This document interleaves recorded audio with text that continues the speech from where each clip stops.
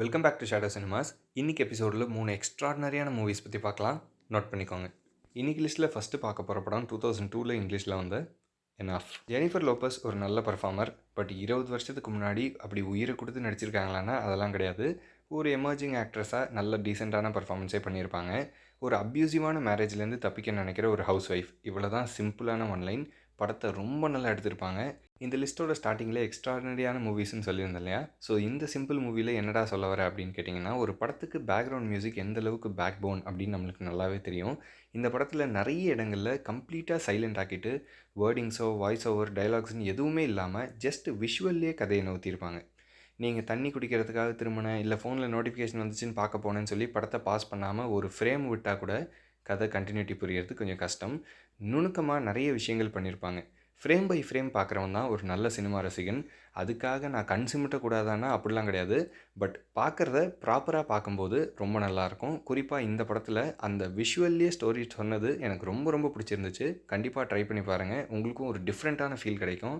சினிமாவில் சின்ன சின்ன இம்ப்ரவைசேஷன் தான் அது ஃபிலிம் மேக்கிங் ஸ்டைலையே சுவாரஸ்யமாக்குறது. இந்த ஃபிலிம் மேக்கிங் ஸ்டைலை பற்றி சொல்லணுன்னா இன்னொரு சுவாரஸ்யமான விஷயம் இந்த படத்தில் பண்ணியிருப்பாங்க. அதாவது இந்த படத்தோடைய ஸ்க்ரீன் பிளேயில் ஒரு சின்ன ட்விஸ்ட் இருக்கும். அந்த ட்விஸ்ட்டை படத்தை மோஸ்ட் ஆஃப் த டைம் ஹீரோயினோட பாயிண்ட் ஆஃப் வியூவில் தான் ட்ராவல் ஆகும். அப்படியுமே அந்த ஒரே ட்விஸ்ட்டை 2 வாட்டி ப்ரெசென்ட் பண்ணியிருப்பாங்க. லிட்ரலாக ஒரு ட்விஸ்ட்டை 2 வாட்டி கொடுக்க முடியும் அப்படிங்கிறத இந்த படத்தில் தான் பார்த்தேன். ஆடியன்ஸ்க்கு ஒரு வாட்டியும் ஹீரோயினுக்கு ஒரு வாட்டியும் தனித்தனியாக கொடுத்துருப்பாங்க. இதே ட்விஸ்ட்டை வேறு ஏதாவது படத்தில் வேறு ஜேர்னரில் யூஸ் பண்ணியிருந்தாங்கன்னா அதுக்கு எந்த அளவுக்கு இம்பார்ட்டன்ஸ் இருந்திருக்கும், எவ்வளோ சூப்பராக அதை யூஸ் பண்ணியிருப்பாங்க அப்படிங்கிறத உங்களால் கற்பனை பண்ண முடியும்.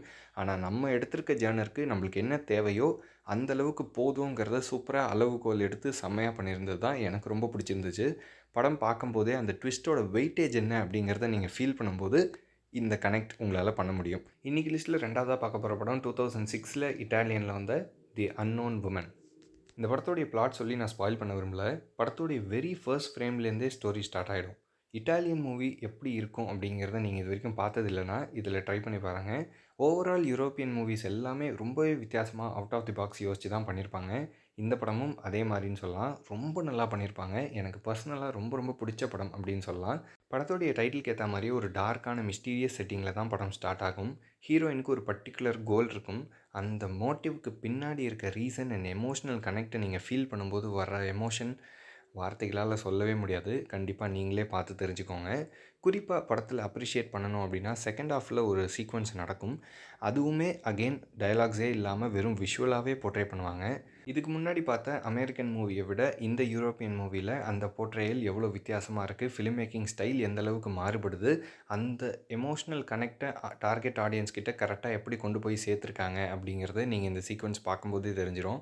அந்த அளவுக்கு மேக்கிங்கில் ரொம்பவே மெனக்கெட்டு பண்ணுறாங்க அப்படிங்கிறது தான் நான் சொல்ல வர பாயிண்ட். கண்டிப்பாக அதை நீங்கள் பார்த்து உணரணும் அப்படிங்கிறது தான் என்னோடய எண்ணமும்.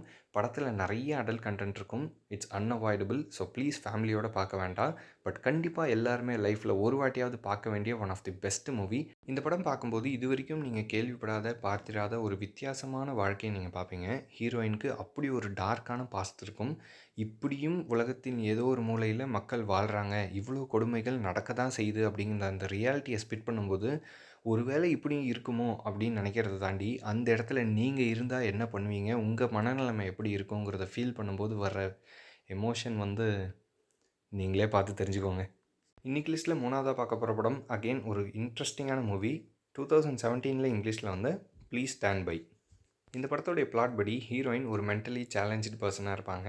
ஸோ அவங்க நம்ம யாருக்கும் ஒரு பேர்டனாக இருக்கக்கூடாது, சொந்த காலில் நிற்கணும் அப்படின்னு முயற்சிகள் மேற்கொள்வாங்க.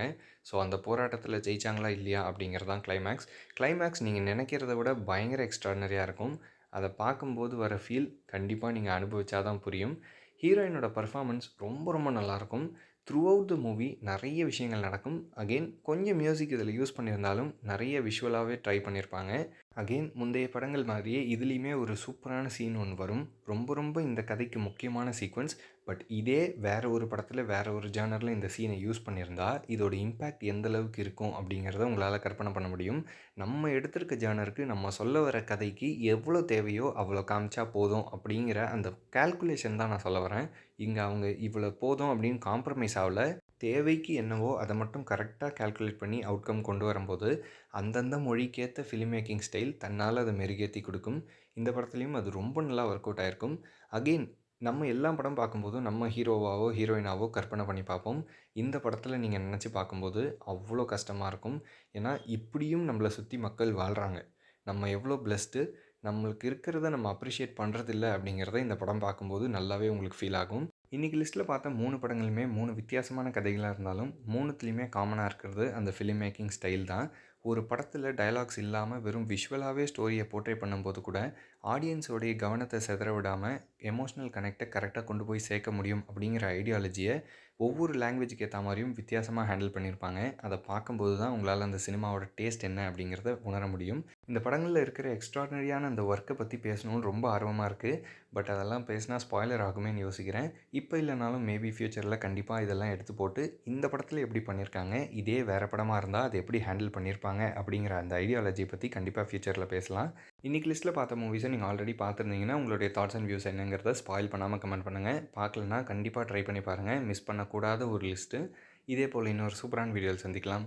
தேங்க்யூ.